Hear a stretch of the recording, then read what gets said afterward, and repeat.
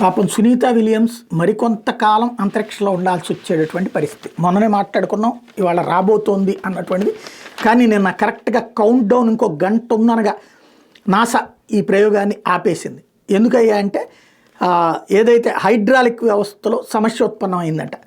నలుగురిని తీసుకురావాల్సినటువంటిది కాస్త ఏదైతే వీళ్ళకి సంబంధించినటువంటి స్పేస్ ఎక్స్ వాళ్ళకి సంబంధించినటువంటి వ్యోమనౌక వెళ్లాల్సి ఉంది. నాసా స్పేస్ ఎక్స్లు బుధవారం నిర్వహించిన మిషన్ వాయిదా పడింది. మరో ప్రయోగం చేయడానికి కొంత సమయం తీసుకుంటున్నారు.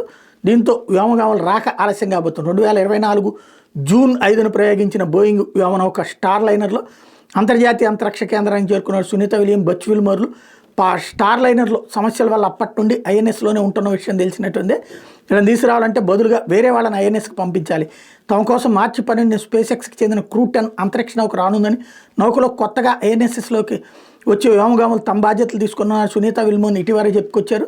ఈ నెల 19న ఆ నౌకలోనే తిరిగి భూమి మీదకి తాము బయలుదేరనున్నామని చెప్పారు. ఈ క్రమంలో తాజా అవాంతరం తలెత్తింది.